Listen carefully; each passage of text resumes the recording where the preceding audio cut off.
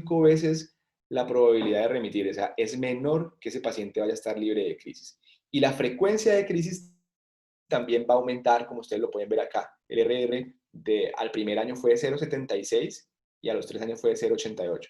Conclusión grande de este estudio fue lo que nos llevó a esta regla de los 3 y a esta regla de los 2 medicamentos. Eso es lo que nos explica esos dos términos. Entonces, la regla de los 3, ¿en qué consiste? Paciente que tiene que tener 3 veces el tiempo desde la última vez que lo vi o desde la vez que instauré el medicamento, yo debo lograr 3 veces ese tiempo libre de crisis. Ejemplo, el paciente me llegó a la consulta y me dice, venga, yo tengo ya un mes libre de crisis, no tengo crisis hace un mes. Yo debo multiplicar ese mes por 3. Entonces, mi meta terapéutica, para volver a verlo, sería tenerlo 3 meses más libre de crisis, ¿sí? Y así sucesivamente. Si yo tengo eso, ese tiempo libre de crisis lo debo ir aumentando 3 veces más. Si ese paciente lo logré tener con él 6 meses libre de crisis, lo va a multiplicar por 3, serían 18, y mi control próximo debería tenerlo libre de crisis 18 meses. Si yo no logro eso, yo tengo que decir que ese paciente no me está respondiendo bien. ¿Para qué sirve esto? Para instaurar terapias oportunas, ¿sí? No esperar, es que ya estaba convulsionando antes cada semana, ahorita ya convulsiona cada mes, estoy contento. No, si convulsiona cada semana, entonces mi meta terapéutica va, después de que yo inicie el medicamento, es tenerlo 3 semanas libre. Si consigo eso el mes, multiplíquelo por 3, entonces ya son 3 meses y así sucesivamente. Y lo otro es que se demostró que después de 2 medicamentos, el paciente no va a responder bien. Entonces, si yo ya tengo esto, yo voy a decir, este paciente ya me está haciendo una epilepsia que no va a responder bien. Y ellos lo clasificaron en esas 3 categorías. Categoría 1, 2 y 3. Esta primera es donde yo logro lo que les acabo de decir. Logro el tiempo y logro 2 medicamentos solamente y lo mantengo así por más de 2 meses. Ese paciente va súper bien. En la mayoría de los pacientes realmente, el 70% de ellos van a responder de esa manera. El 30%, que es lo que nos tiene aquí reunidos, va a responder de forma resistente, que es lo que vamos a ver acá. Entonces yo puedo lograr con ese paciente algo de mejoría inicial, pero va a volver otra vez a consultarme. Entendido todo esto, ahorita sí vamos a hablar de qué y cómo se produce esta epilepsia autoinmune, ¿sí? Esta es la cascada que nos explica un poco por qué se produce. Son anticuerpos que se generan contra antígenos y estos antígenos los hemos dividido como antígenos de la membrana plasmática o antígenos intracelulares.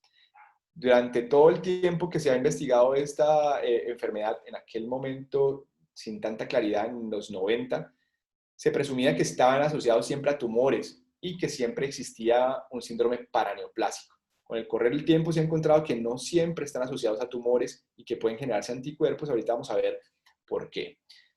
Lo cierto y grande de esto, antes de ver la cascada, es que estos que se producen contra los antígenos intracelulares responden menos a la terapia inmunomoduladora, es decir, que tienen un peor pronóstico. Mientras que estos que están acá, anticuerpos que se producen contra antígenos de la membrana plasmática, van a tener una muy buena respuesta a la terapia inmunomoduladora. Y él realmente en quienes debemos centrar mucho nuestro enfoque, porque son los que vamos a poder sacar de forma, digamos que exitosa. ¿Qué pasa aquí?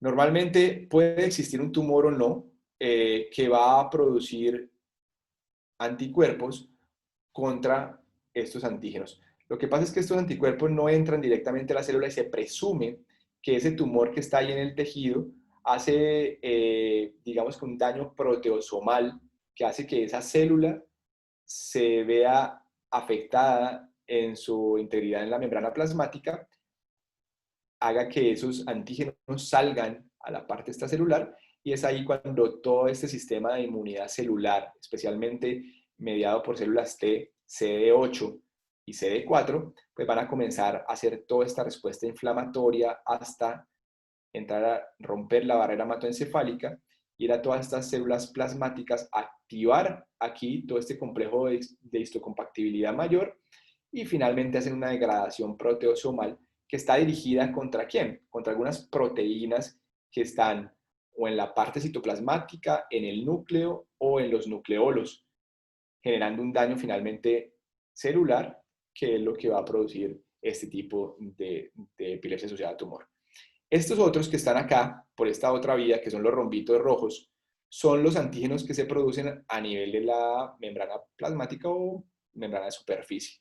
Pueden estar dirigidos hacia algunos receptores, algunas proteínas, algunos canales iónicos, y vemos aquí cómo esas células, esas inmunoglobulinas, células B, que toda nuestra celularidad o nuestra inmunidad humoral, se activa y va a producirme dos fenómenos. Uno que puede ser antagonizar ese receptor o agonizar ese receptor, que finalmente lo que va a hacer es activarme todo el complemento y ese complemento finalmente va a generarme una unión aquí a todos estos antígenos de internalización que finalmente me van a generar un daño en la membrana y van a hacer finalmente un daño a nivel también del parénquima.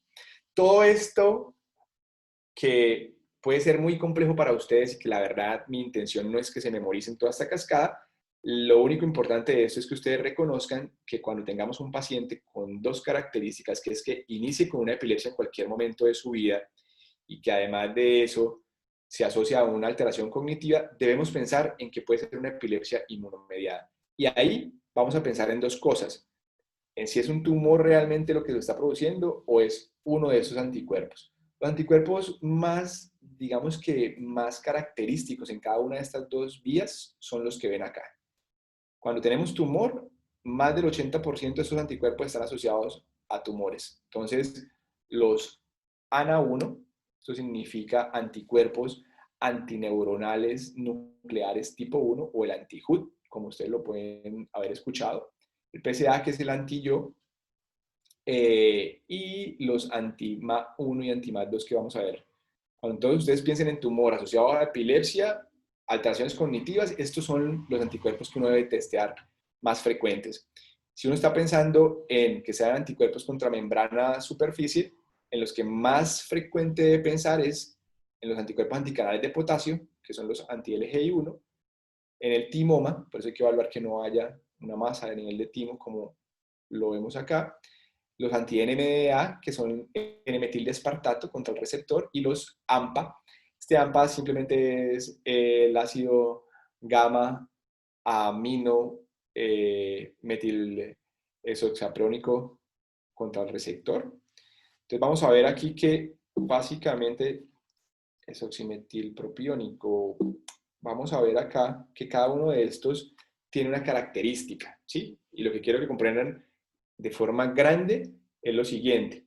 Nuevamente, paciente que llegó a mi consulta o que llegó a la urgencia de ustedes con una historia de un deterioro cognitivo rápido asociado a epilepsia, crisis, le dicen, no, mire, mi hijo, mi familiar nació bien, nunca tuvo epilepsia, no hay epilepsia en la casa y comenzó ahorita con crisis que fueron repetidas, que no responden bien a la medicación y que tiene una alteración cognitiva, yo debo pensar en esto, epilepsia inmunomediada.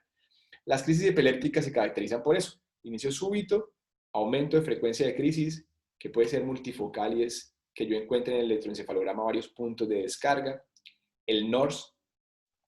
El NORS básicamente es una epilepsia de origen no conocido, ¿sí? Viene del inglés New Onset Resistant Status Epilépticos. Entonces, básicamente, ese sería un capítulo aparte del cual hablar, pero si hay un paciente que empieza con una epilepsia de etiología desconocida, hay que pensar en esto. Cambios autonómicos, que ese paciente comienza a tener cambios en la sudoración, en la frecuencia cardíaca, en la motilidad intestinal, hay que pensarlo también, sin antecedentes en la familia. De aquí, las dos características semiológicas que se han podido identificar que son patognomónicas de dos de estos tipos de epilepsias autoinmunes son las distonías brachiofaciales, que están aquí en esta sigla, faciobrachial dystonic seizure. Es básicamente una postura que vamos a ver ahorita en un video y en fotos, y es una postura en la cual el brazo tiene una flexión rígida y hay una desviación de la comisura labial hacia ese lado. Entonces son crisis que son en este sentido, ¿sí? Una contracción de la mi cara y una contracción del brazo. Eso nos debería hacer pensar casi que de inmediato en que ese paciente tiene una encefalitis por anticuerpos anticanales de potasio. Y vamos a ver que el canal de potasio tiene dos proteínas importantes. La que se asocia más a este tipo de crisis es el LGI1 LGI1 es una sigla también que nos habla de la proteína glial activada rica en leucina. Este ya tiene un prototipo patoneumónico. Y acá, que tenga refractariedad indudablemente a los fármacos antiepilépticos. Con respecto a la cognición, si ese paciente, además de tener la epilepsia, ha tenido deterioro en la cognición, se olvida ya de todas las cosas, no sabe de dónde es el vecino, nota que ese paciente dice a la familia, no, mire, él ahorita no sabe ni cómo llegar a la casa.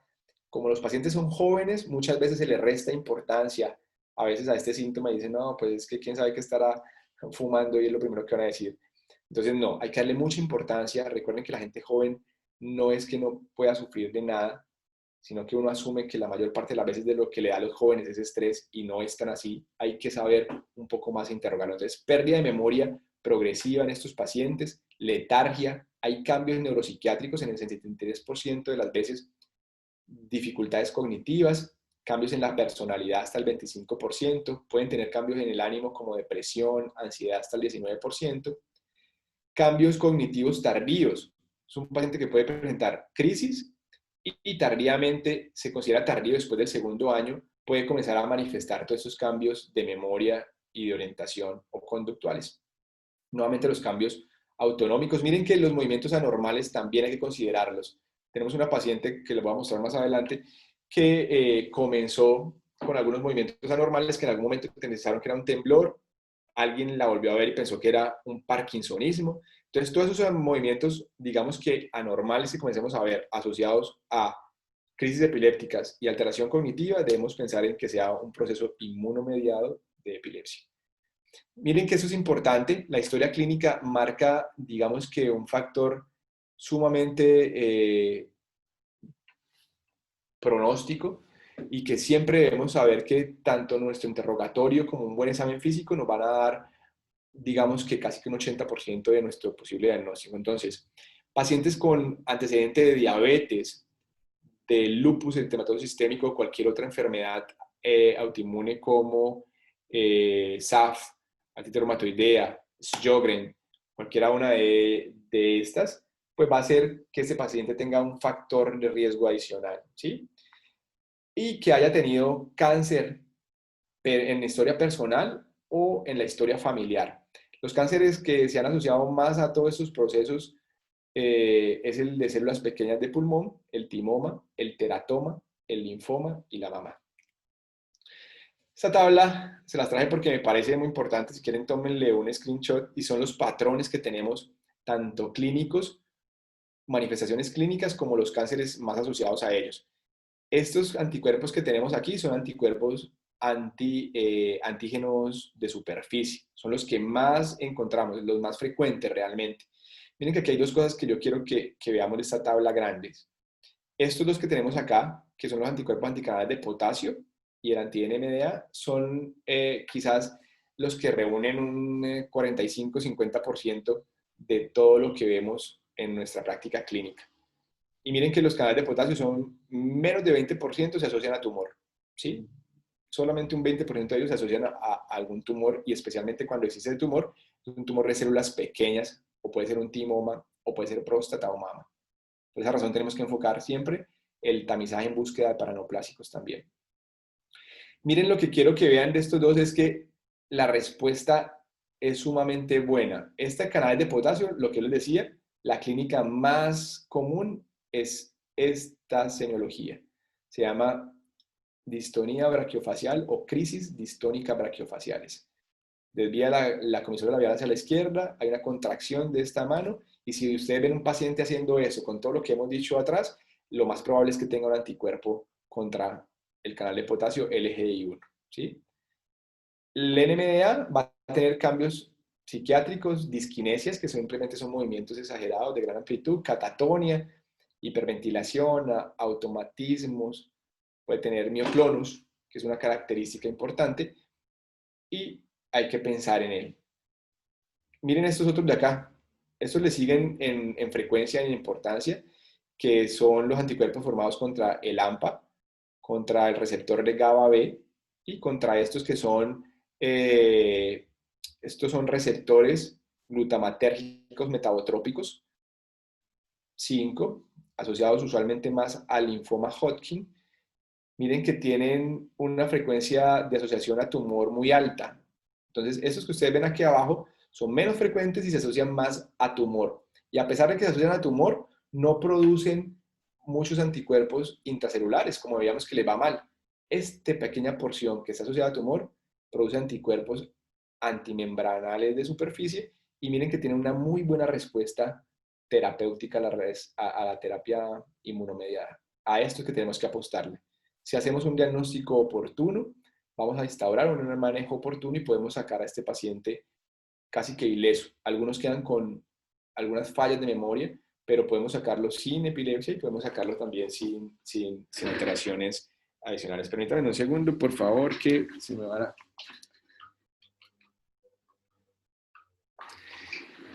Ok.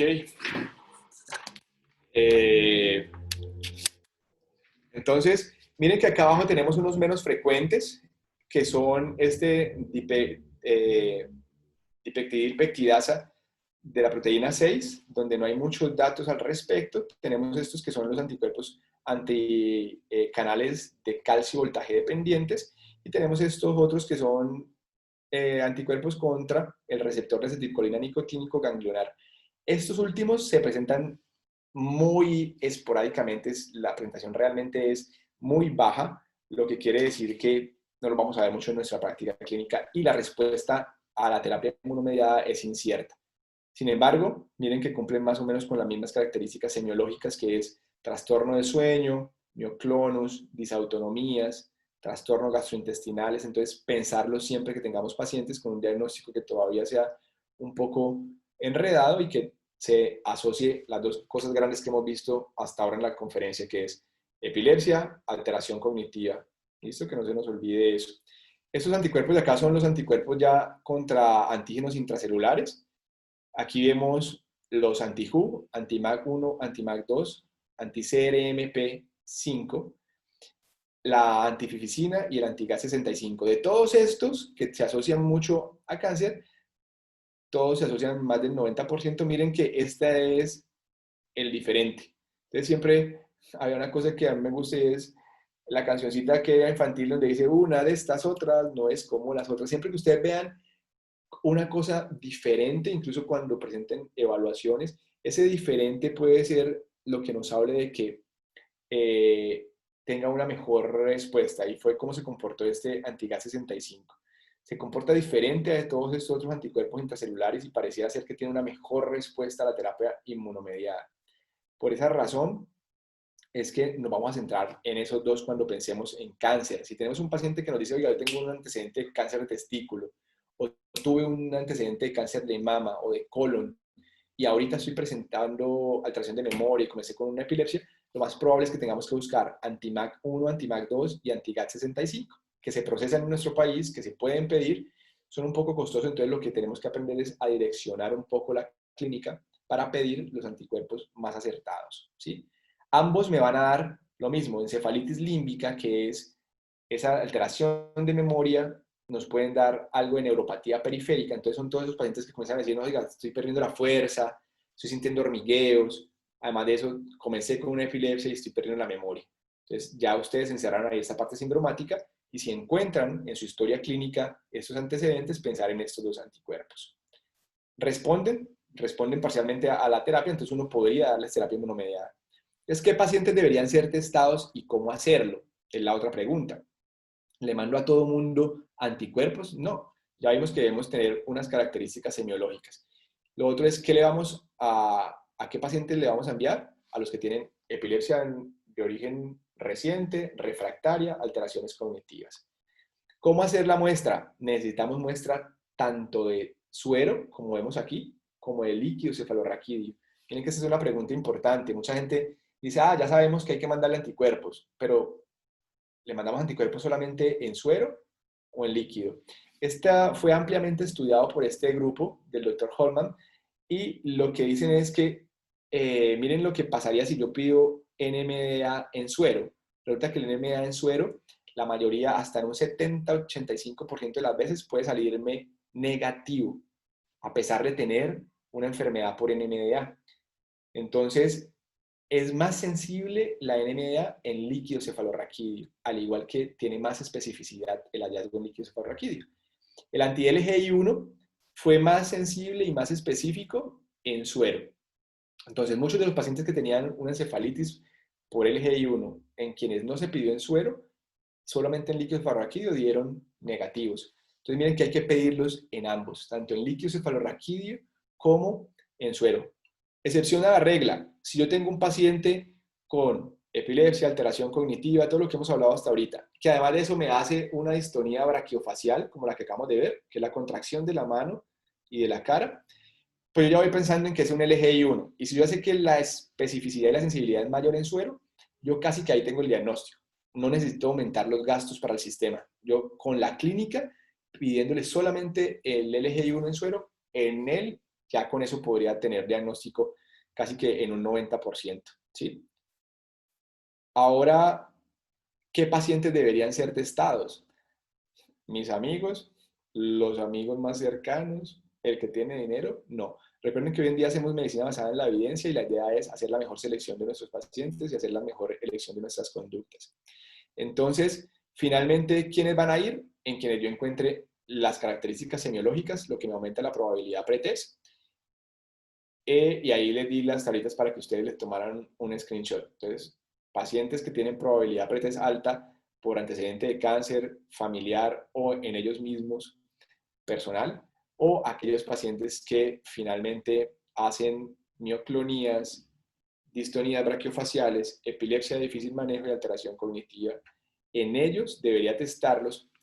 El anti-GAT65 hoy en día se adicionó una característica endocrinológica adicional y es que el anti-GAT65, fuera de tener alteración cognitiva, epilepsia, también tiene trastorno de sueño y tiene una cosa importante y es que hacen diabetes de reciente aparición. Entonces son pacientes que también hacen una diabetes y no se encuentra realmente una causa muy aparente de esto. Pareciera ser que afecta a algunos de estos canales iónicos, o ese anti-GAT65 también se encuentra mediando algunos procesos a nivel pancreático, lo que hace una disfunción en toda la parte del sistema de insulinas endógenas. Entonces, ¿qué se requiere para el diagnóstico? Los anticuerpos, como hemos venido diciendo todo este tiempo, hacerlos bien también es importante, tener un buen sitio de referencia. ¿Qué pasa en Colombia? En Colombia no tenemos un sitio donde lesionar estos anticuerpos de forma adecuada, lo que hace que probablemente las muestras puedan ser falsos negativos. En este momento nos están ayudando dos centros importantes, entre ellos el Instituto Neurológico del Pacífico, donde tenemos neuroinmunóloga que tiene un PhD en el procesamiento de estas muestras. ¿Qué es importante que se hagan? Que se haga un patrón de pruebas independientes y que se corrobore el test tanto en contra del SOS1, que el SOS1 finalmente es uno de los antígenos más importantes de las células onconeurales. Esta parte de acá contra los anticuerpos de superficie, básicamente es que deben ser testados en una cosa que llamamos nosotros prueba basada celular. Entonces, siempre debe ser una buena técnica que se llama CBD, enviarlos dirigidos contra el anticuerpo que uno quiera, siempre en líquido y en suero, y los anti-GAT65 siempre tratar de hacerlos por radioinmunoprecipitación. Aquí tenemos este cuadro, básicamente es para mostrarles algo, para seguir esclareciendo un poco la clínica. Miren que todo lo que son síndromes de distonías, el síndrome límbico, tienen mucha expresión de anticuerpos. De todo esto, los únicos que hemos podido definir que son muy patonomónicos es lo que les dije, la distonía brachiofacial, que casi que nos hace pensar en anticuerpos anti-LGI1. Esta, los anti-NMDA, que si se esclarece un poco más porque es solo, digamos que, no digamos solo porque los absolutos en medicina no son bien concebidos, pero la gran proporción de ellas son mujeres jóvenes entre los 15 y los 45 años y está asociado mucho a los teratomas ováricos. Entonces siempre hay que buscar teratoma ovárico. y los anti-GAT también pueden dar. Entonces, si tengo mujer con todas las características que ya hemos venido repitiendo constantemente en la conferencia, pensar en NMDA y GAT. La historia familiar de autoinmunidad o personal nos hace pensar también en un GAT, o sea que pedirlos. Y aquellas personas que logren identificar que en su crisis tienen piloerección, es muy difícil a veces centrar, cuando yo estoy convulsionando, centrar mi atención en que estoy haciendo piloerección. Es una cosa muy, un poco como jalada o traía los cabellos, pero si hay alguien que pueda identificar que tuvo piloerección, hay que pensar que puede ser un anti-LGI1, un anti-HU, un anti-MAC. Son, digamos que, los prototipos más claros que tenemos para pensar. Una cosa importante aquí es también el electroencefalograma. El electroencefalograma, miren que hay un patrón casi que reconocido que se llama el delta Broch. Son ondas muy lentas con actividad rápida sobrepuesta y cuando aparece este delta Broch es un patrón patoneumónico de una encefalitis por NMDA. Por eso la importancia de que el electroencefalograma sea enviado a un sitio experto que sepa procesar, que sepa leer bien, que tenga un epileptólogo que lea muy bien este estudio. Con respecto a esto, este cuadro se los dice por esta razón. Miren que estos pacientes tienen una muy buena respuesta, que es lo que hemos venido diciendo siempre. Tienen una gran posibilidad de que salgan positivos en la muestra. Entonces, saber la parte clínica nos hace sospechar la posibilidad de cualquiera de estos anticuerpos y por ende la instauración de tratamiento oportuno.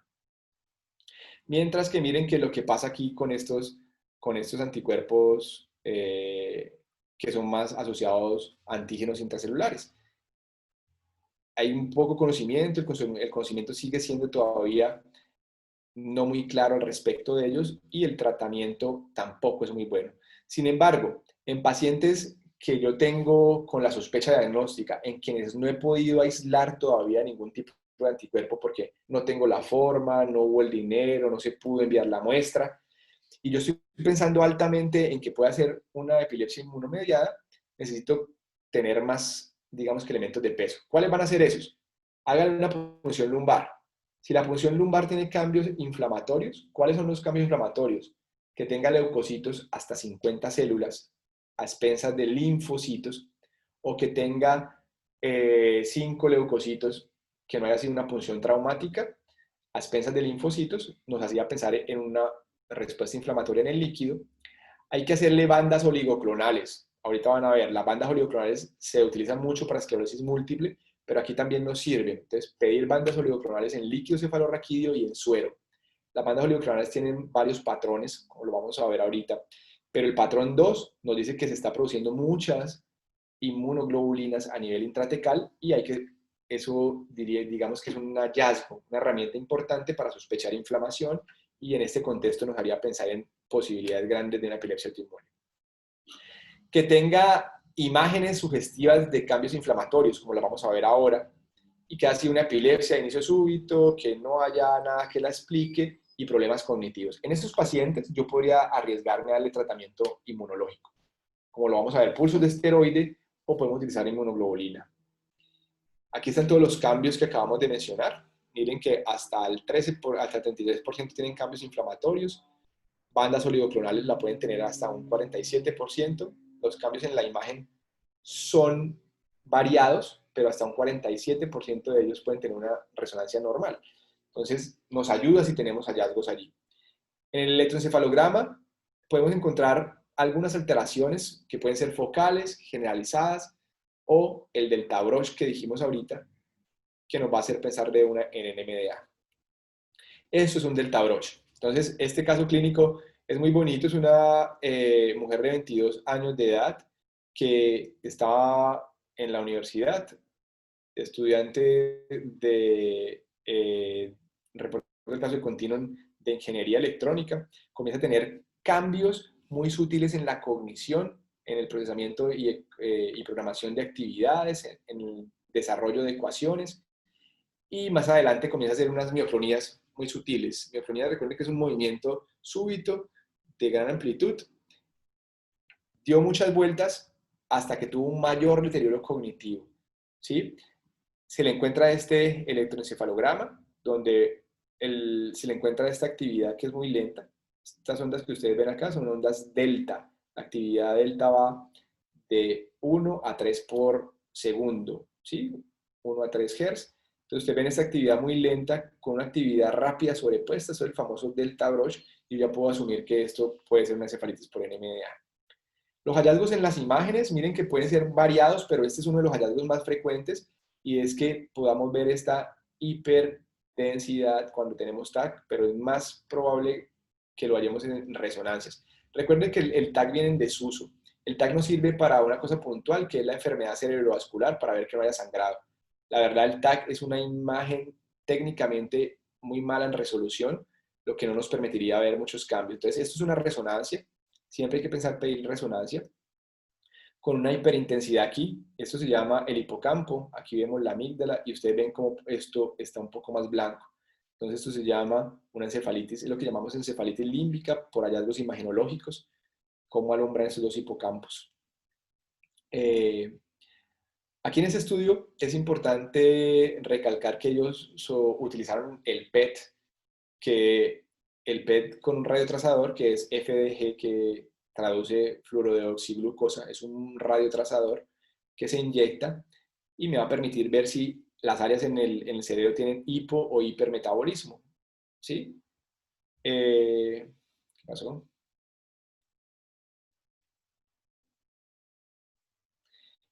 Ok. Entonces miren que ese estudio lo único que encontró es que el PET tiende a ser más efectivo en un tiempo más rápido. Si yo no tengo,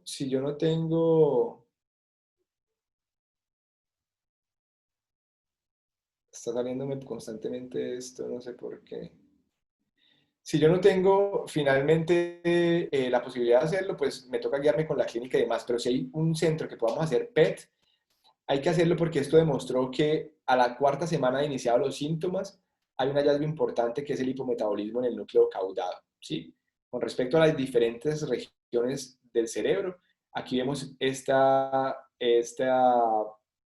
Boxes plot que muestra un gran porcentaje de pacientes seropositivos que tuvieron afectación del núcleo caudado, que es este amarillo que ustedes ven acá. Entonces, miren acá el PET.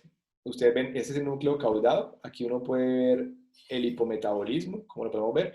Miren que la resonancia no deja que uno encuentre muchas cosas en estos pacientes a veces, pero uno alcanza a ver aquí este núcleo caudado un poco hiperintenso y se corrobora aquí con el hipometabolismo en el PET. Tiene un índice intercuartílico a la 9ª semana bastante bueno. Normalmente encontrar anormalidades en el núcleo caudado hasta un 85%, que puede ser hipometabólico la mayor parte de las veces. ¿Qué es hipometabólico? Quiere decir que ese núcleo tiene una pobre producción de proteínas. Hay un daño posiblemente por metanoproteinasas y lo vamos a ver aquí en la imagen de un color, no sé por qué no funciona el cursor. Lo vamos a ver aquí en la imagen como negro, en esta, y en la reconstrucción por Syscon vamos a ver una imagen que va a ser un poco más pálida. Véanlo acá, acá se permite ver un poco mejor.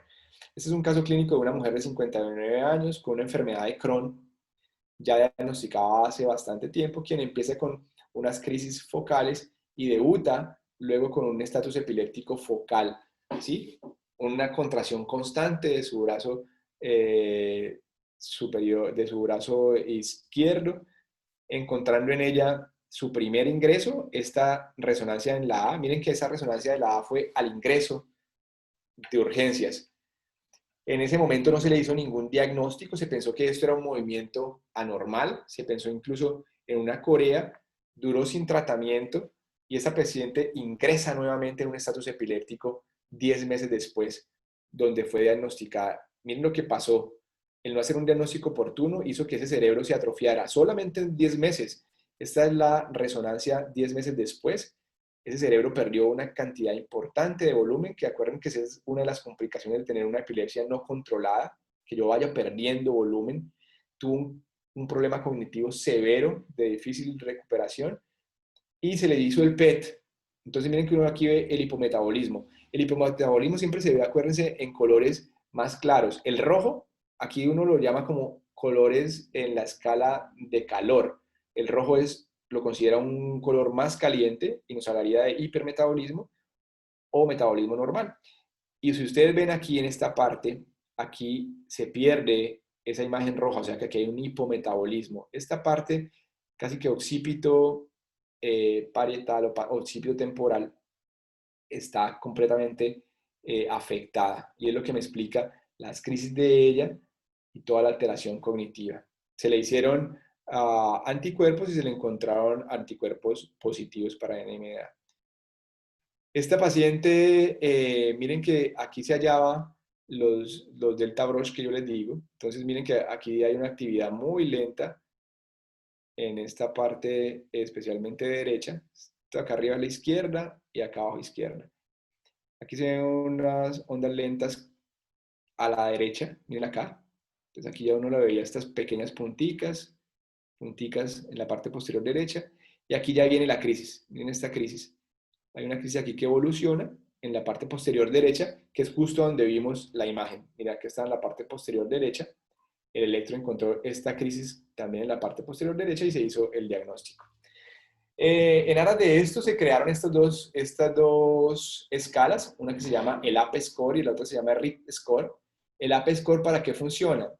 Para ver la probabilidad de que ese paciente tenga una encefalitis mediada por anticuerpos contra antígenos de membrana de superficie. Son básicamente estas preguntas que tenemos acá, ¿sí? Inicio súbito de epilepsia en tiempo rápido o corto, que ha sido progresivo hasta de 1 a 6 semanas, que tiene cambios neuropsiquiátricos, daría otro punto, como agresividad, cambios emocionales y demás, cambios autonómicos como taquicardia, la habilidad postural, y ortostatismo, taquicardia, bradicardia, que no hayan sido explicados por causas propiamente cardíacas. Todas estas dan de a un punto. Y de aquí para abajo es importante esta, miren. Esos pacientes con anticuerpos antimembranales tienden a tener un antecedente viral. Entonces es muy importante pensar en ello. Si yo tengo un paciente que comenzó todo esto, averiguar si es que tuvo rinorrea, molestias o malestares como gripales, malestar en la garganta, si tuvo fiebre, porque muchos de ellos inician con un cuadro muy viral y esto hace anticuerpos cruzados que van a atacar todas esas estructuras de las cuales hemos hablado. Si tiene distonía braquiofaciales, pues ya sabemos que es un alto predictor de que tenga una encefalitis contra canales de potasio, entonces esto da 2 puntos. Si tiene cambios inflamatorios en el líquido, como les mostré, si tiene cambios inflamatorios en la imagen, o si tienen antecedente de algún tumor en su historia personal. Con solo 4 puntos de esta escala, miren que el score máximo es 15, con solo 4 puntos de esa escala, yo puedo asumir de que ese paciente muy probablemente esté ante unos anticuerpos de membrana de superficie y ya yo puedo hacer un diagnóstico temprano. Recuerden que muchas veces no tenemos la forma de hacer estos anticuerpos en Colombia de forma rápida. No vamos a quedarnos esperando a que alguien nos lo procese. Si yo tengo una presunción alta clínica y este score me da mayor de 4, yo tengo la posibilidad de tratarlo, ¿sí? Ya vamos a ver cómo los tratamos. Este lado de acá, el score de RIT, adiciona 2 cosas más, y es si en algún momento alguien le colocó esteroides desde que empezó con los síntomas, y si alguien ya le mandó un test con anticuerpos dirigidos y tiene un anticuerpo positivo. ¿Sí? ¿Para qué es este test de acá? Para ver qué tan bien le va a ir con la terapia inmunomediada. Con que yo tenga 7 puntos de acá, este paciente le va a ir muy bien con la terapia. Miren que la sensibilidad y la especificidad de ambas es buena y actualmente se utiliza para direccionar un poco la terapia hacia ellos. Con respecto a los tumores, miren que hay que hacer siempre hay que pensarlo. Yo no puedo dejar por sentado de que ya tengo, que estoy convencido de que ya es un anticuerpo membrana de superficie, y ya no voy a testar cáncer. Siempre que yo tenga en mente una epilepsia autoinmune, tengo que testar y hacer un tamizaje para cáncer. Entonces aquí viene la otra pregunta. ¿A todos les mando en escopetazo testaje para todo? No. La idea es hacer una selección muy puntual. Entonces, si yo estoy pensando en que puede ser más un canales de potasio, entonces siempre evaluar células pequeñas de pulmón. Y miren que aquí la Task Force recomienda TAC de tórax, tiene una sensibilidad del 85%, ¿sí? Si ese TAC de tórax no logró identificarme nada, yo debería mandar después un PET scan con FDG. Si yo estoy pensando en un timoma, en aquellos que son más síndromes miasteniformes como el Eaton-Lambert o también un anticanal de potasio, un NMDA, pedir en ese mismo tag de toras para verificar que no tenga ahí un timoma. Tiene una buena sensibilidad, digamos que con la clínica sería suficiente y lo que recomienda el Taxfor para descartar que no tenga un cáncer asociado al timo. En mama, a pesar de que tiene una sensibilidad muy mala, el Task Force recomienda que si yo tengo un paciente con posibilidad de epilepsia autoinmune, con una mamografía es suficiente. Si la mamografía me sale que está normal, avanzar a una resonancia magnética y si no, no sale nada, avanzar a un PET. Con respecto a los teratomas, ya vimos que el teratoma es lo más asociado a receptores anti-NMDA. Si yo tengo una mujer joven que comenzó con epilepsia, alteración de memoria, yo debo pensar, esto puede ser un NMDA o anti-GAT. También vamos a testar ovario. ¿Cómo lo hacemos? Ecografía transvaginal es suficiente, ¿sí? Si la ecografía transvaginal no evidenció nada, buscar después con un TAC abdomino pélvico. Con respecto al testículo, recuerden que también los anti-NMDA, los anticanales de potasio pueden tener asociación a cáncer de testículo, especialmente a células germinales. La ecografía de testículo es buena en ese contexto. Si tenemos una ecografía negativa, pasar a un TAC también abdominopélvico. Miren esto tan importante, la dermatomiositis. Mucha gente dice, no, pero es que una dermatomiositis solamente. Tenemos un caso que era el que les mencionaba ahora rato, una mujer de 42 años de edad que llega al servicio de urgencias con un parkinsonismo nuevo, ¿sí? Y todo el mundo asumió que era un Parkinson, la mandaron para la casa, esta señora vuelve la semana siguiente con casi que un estado de postración, demencia instaurada en una semana y rigidez más convulsiones.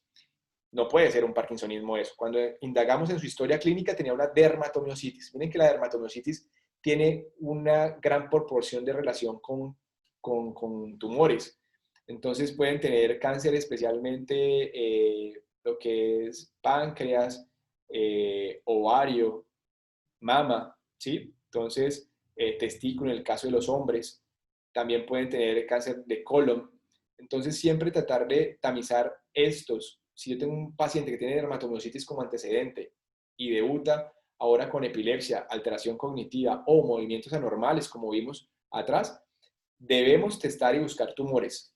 Debe hacerse TAC de tórax y abdomen, una ecografía pélvica, mamografía si es mujer, si es hombre menor de 50 años, hacerle una ecografía de testículo, si es mayor, hacer un TAC abdominopélvico, y si es hombre o mujer mayor de 50 años, hacerle siempre una colonoscopia en búsqueda de tumores crónicos.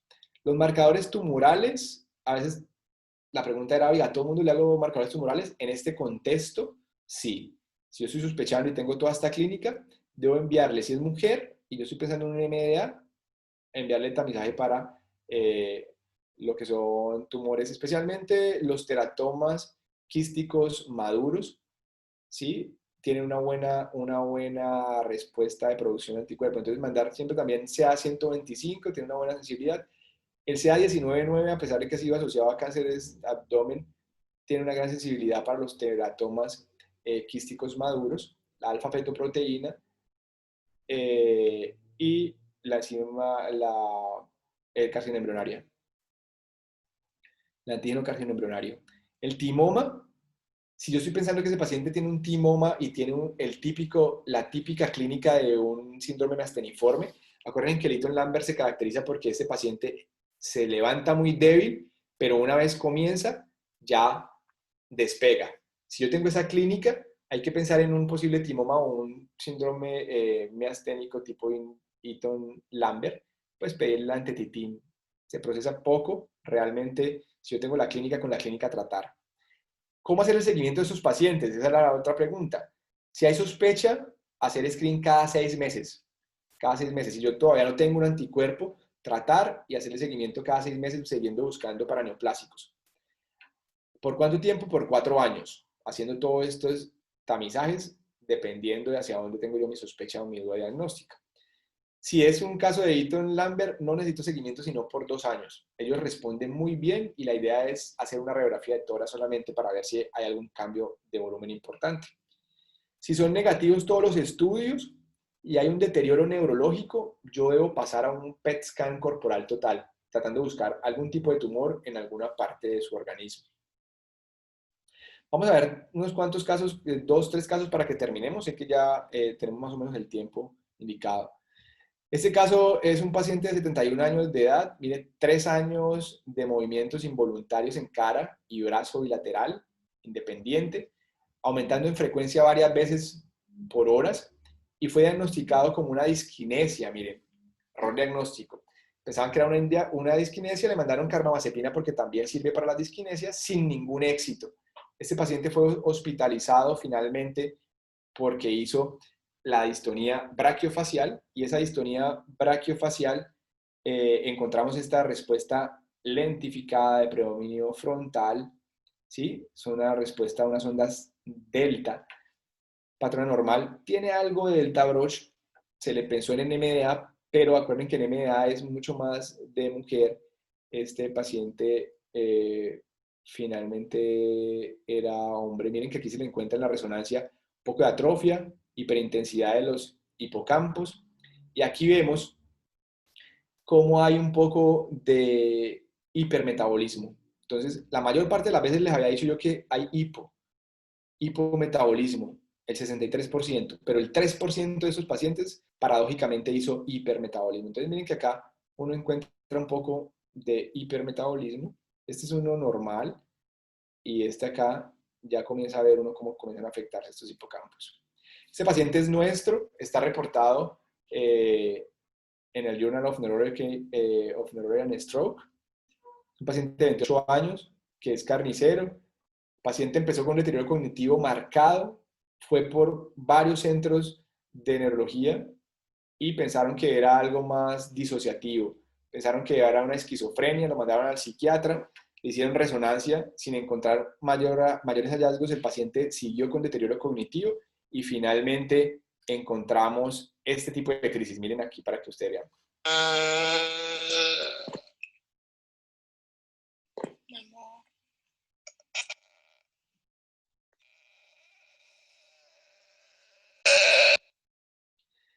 Estas crisis se hicieron mucho más frecuentes, hasta tener hasta 20 o 30 crisis al día, con un deterioro cognitivo importante. Finalmente logramos, con esa sola característica, internarlo, hacerle plasmaféresis continuas, y este paciente nos envía este video el año pasado. Hoy que se conmemora el Día Internacional de la Encefalitis, les quiero compartir mi historia, la historia de mi vida. Fui diagnosticado con esta enfermedad hace ya 6 años, una encefalitis bastante complicada, y gracias al doctor quien se desempeña hoy como director del Instituto Neurológico del Pacífico, el doctor Carlos Clavijo, quien me diagnosticó con una serie de exámenes bastante complicados, bastante complejos.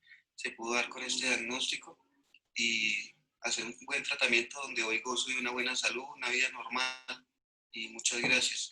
No perder el ánimo, y la vida es una sola. Muchas gracias. Bye. Miren lo que podemos hacer. Era un paciente que ya estaba desahuciado y ahorita yo le agradezco bastante a la médica que nos colaboró en ese momento, porque el paciente lo habían enviado a la casa dejándolo con un diagnóstico de esquizofrenia. Cuando lo volvimos a retomar estaba completamente postrado. Miren el electro no muestra mayores hallazgos, pero tiene unas respuestas muy rápidas, especialmente temporales izquierdas, asociadas a este tipo de manifestación clínica. Como les dije, pensamos en anti-LGI1, se le pudo hacer el anti-LGI1 y lo que hicimos fue mandarlo por el Centro de Referencia Andina a California, y obtuvimos la positividad, pudiendo reportar el caso. Esta otra paciente fue algo muy parecido, una mujer de 42 años, de 49 años de edad, con cambios neuropsiquiátricos. Comenzó con cambios en la conducta, lenguaje inapropiado, coprolalia, algo de mioclonías, con trastorno del sueño, era un insomnio de conciliación y de mantenimiento, y finalmente terminó haciendo estatus mioclónico permanente. Si ustedes ven acá, tiene unas ondas lentas, mírenlas aquí, son más de predominio frontal, y una actividad rápida sobre esas ondas lentas muy pequeña acá. Esto es un delta Broch, es un paciente que pensamos en NMDA. Le buscamos para tumores y teratomas de ovario, nunca realmente le encontramos teratomas, pero asociado a un líquido que fue inflamatorio y a estos cambios en la tomografía. Miren que tiene aquí el núcleo caudado y un poco los núcleos de la base con cambios inflamatorios. Ustedes comparan los dos lados, este lado no tiene tanta hiperintensidad como este.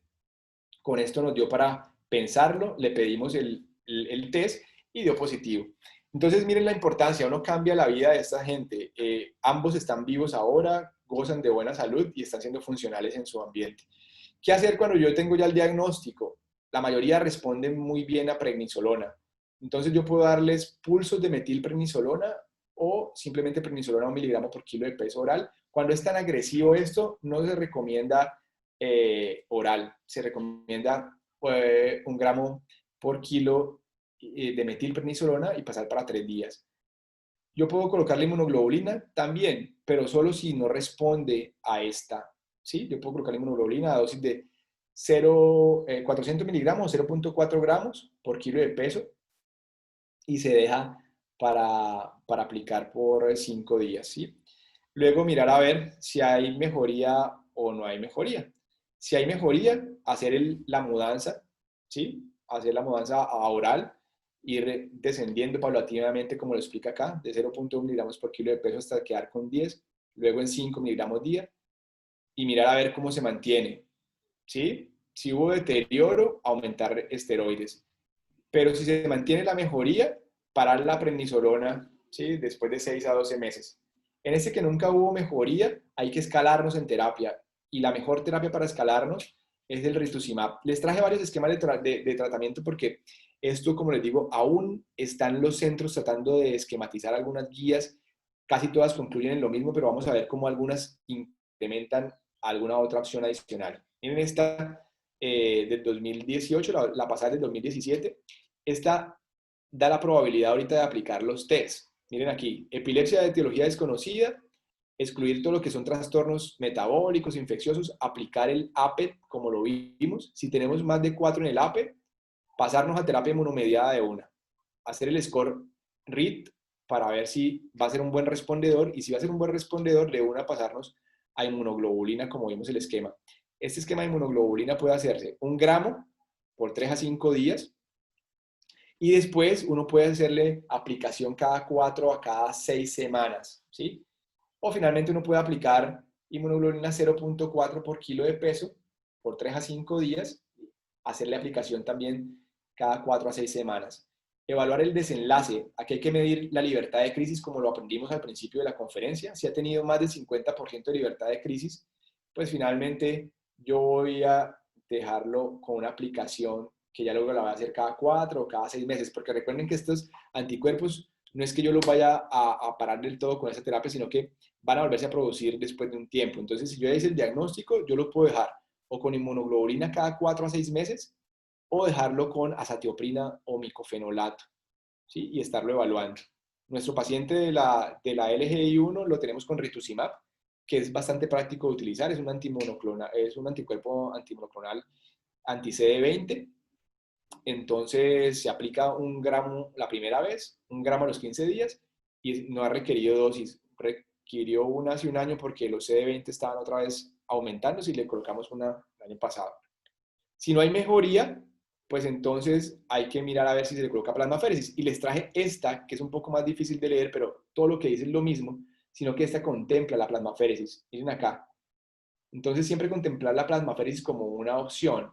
Aquí básicamente lo que dice arriba es todo lo que hemos hablado de la parte clínica, los scores, la parte de pensar en qué tipo de anticuerpos puedo estar o frente a cuáles puedo estar y comenzar la terapia que hemos venido diciéndole ahora último. Si no responde a la inmunoglobulina, este protocolo que es 2019 incrementa aquí ya la plasmaféresis hasta el tiempo que sea necesario para controlar las crisis.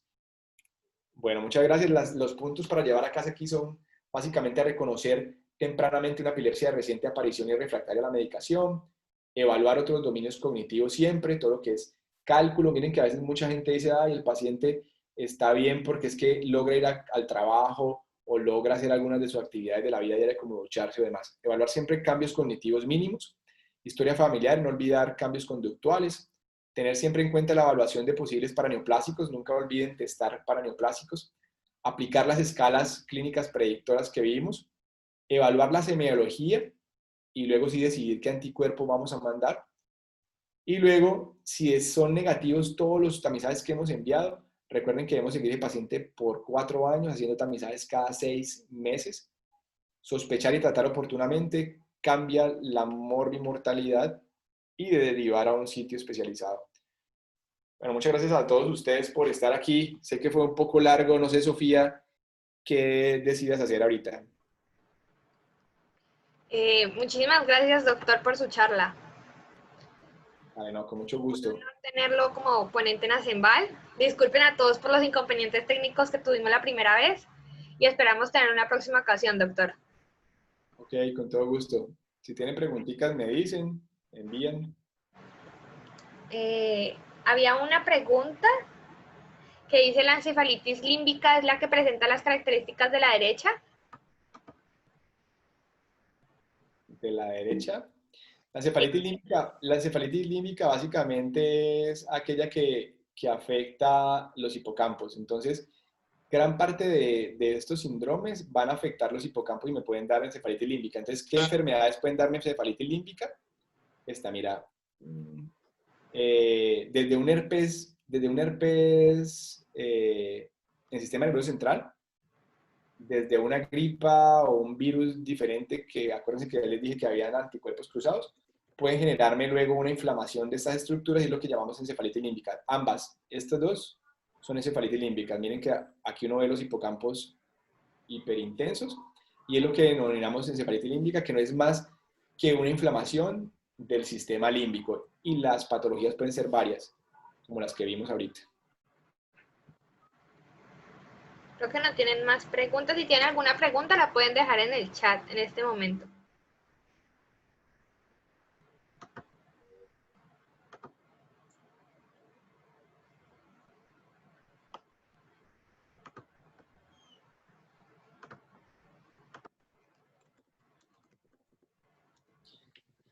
¿Tan tímidos? Bueno, no, Sofía, mil gracias. Entonces, cualquier cosa ya saben que pueden escribir por ahí. Ahí Geraldine Triviño está alzando la mano, mira. ¿Será que quería hablar? Sí, voy a ver. Geraldine, ¿vas a hablar? Puedes desactivar el micrófono si quieres. No, se salió. Ah, ok. Bueno, listo. Están preguntando qué tipo de auras se pueden dar.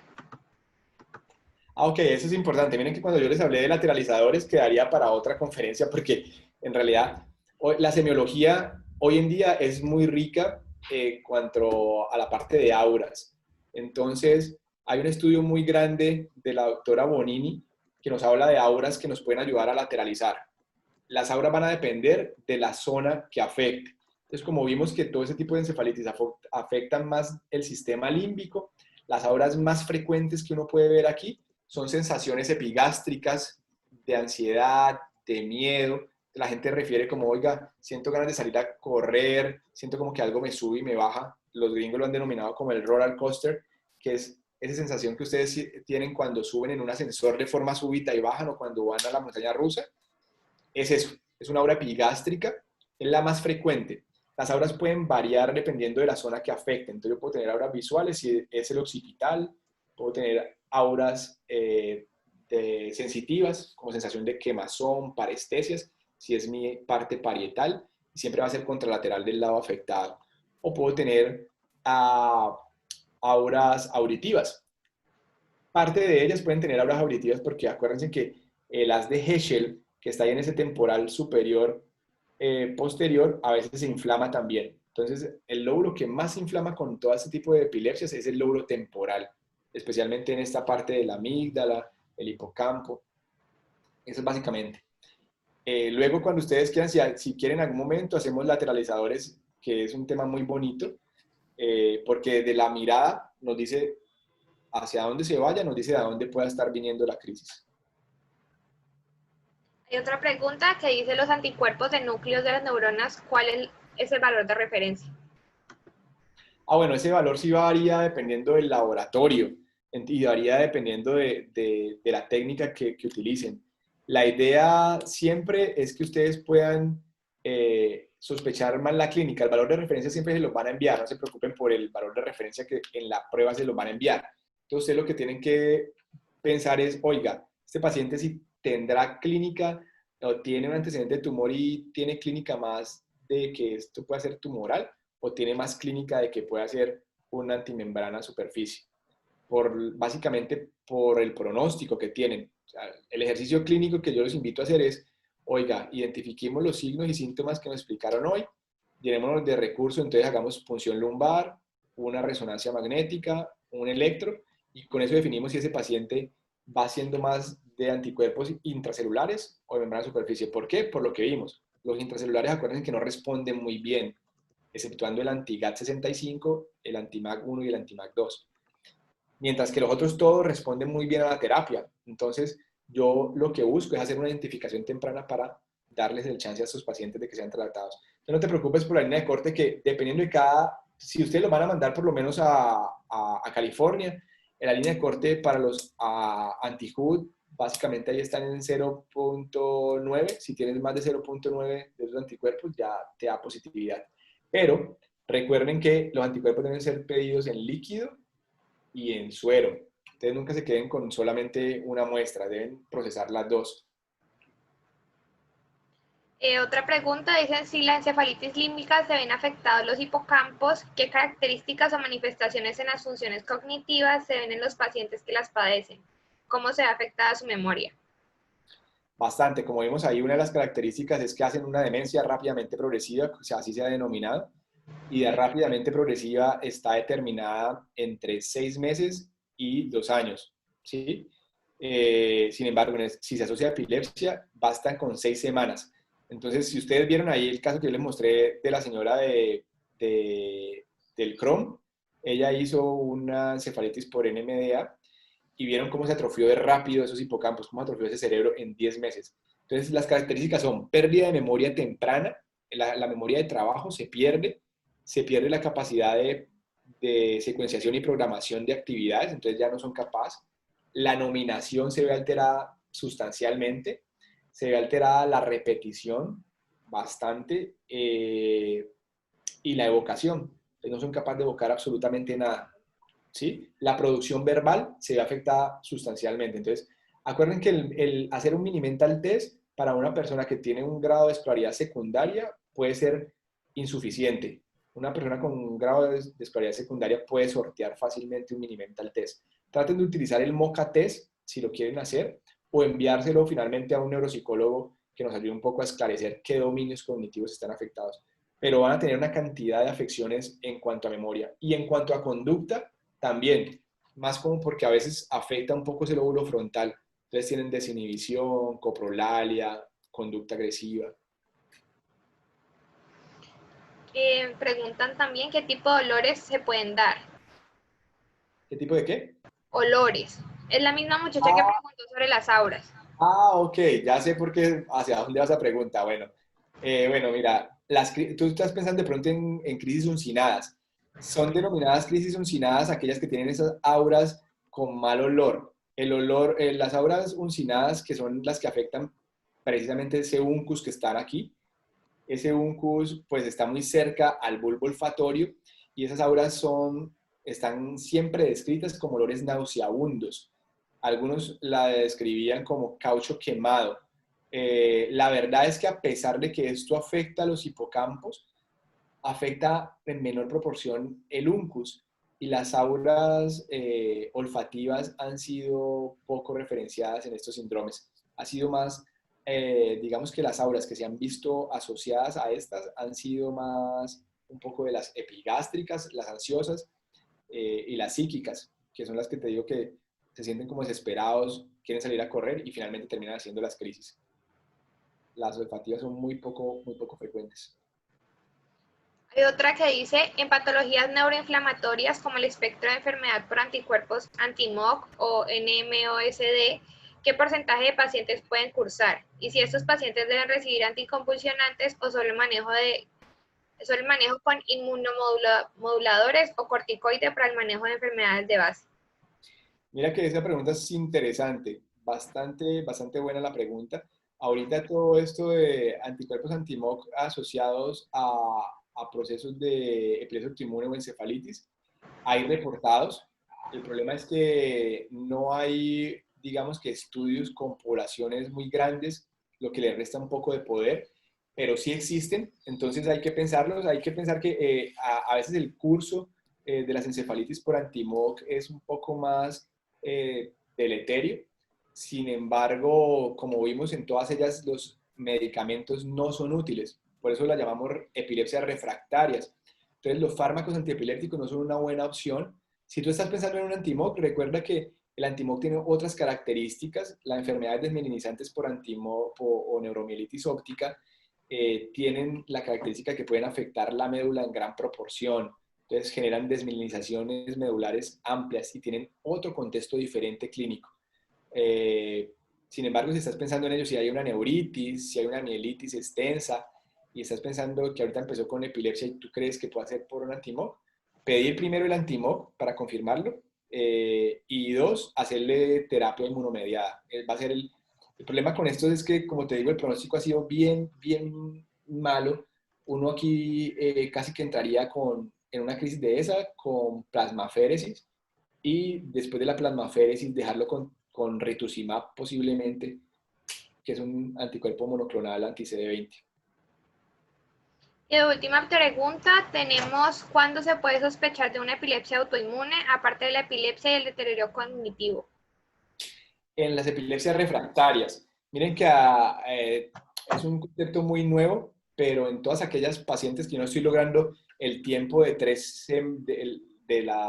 de los 3 veces lo que yo debo lograr de libertad de crisis, y yo ya lo tengo con 2 antiepilépticos a dosis máxima, y ese paciente sigue con las mismas frecuencias de crisis y yo no estoy logrando mi objetivo terapéutico, hay que pensar en que haya un proceso inmunomediado que no está permitiendo que ese paciente avance. Y es importante reinterrogarse nuevamente y volver a hacer todo el test, hacer todo el análisis que hemos visto durante toda la conferencia. La característica a veces siempre es asociada a deterioro cognitivo, pero estuvo muy bien la pregunta de ella porque hay casos reportados con deterioro cognitivo mínimo. Y ahí, digamos que yo los exhorto a que no se queden con el mini-mental. Si ustedes tienen dudas, manden ese paciente a pruebas neuropsicológicas a donde un neuropsicólogo experto. Ellos tienen sesiones de 4 días donde hacen estudios más profundos que permiten establecer deterioro cognitivo mínimo asociado a epilepsia. Hay que pensar en posibilidades de autoinmunidad. No hay más preguntas. Muchísimas gracias, doctor, por todo su tiempo. Una última. No dice gracias. Lo siento. Muchísimas gracias por su tiempo, doctor, por habernos sacado toda esta semana para hacer esta charla. Es un honor haberlo tenido a usted como ponente en ASEMBAL y esperamos tener una próxima ocasión. No, con mucho gusto. Que estén muy bien. Gracias. Ahora Mauricio les va a hablar sobre el certificado. Mauricio, ¿no Okay. tienes que hablar? Sí, ya. Sí. Bueno, de antemano agradecerle al doctor Carlos su participación con nosotros. Muy bien, antes le queremos informar a todos los participantes que están interesados en obtener el certificado como tal. Le hacemos recuerdo de que tienen plazo hasta el día de mañana para responder todos los cuestionarios que se hicieron durante toda esta semana. Tras de eso, también les informamos que gracias por participar. Nos complace haberlos tenido a todos ustedes durante toda esta semana de parte de CPM, SCOME y también el Departamento de Publicidad y Medios. Y esperamos volverlos a ver en unas próximas actividades. ¿Qué más? Y ya, eso sería todo.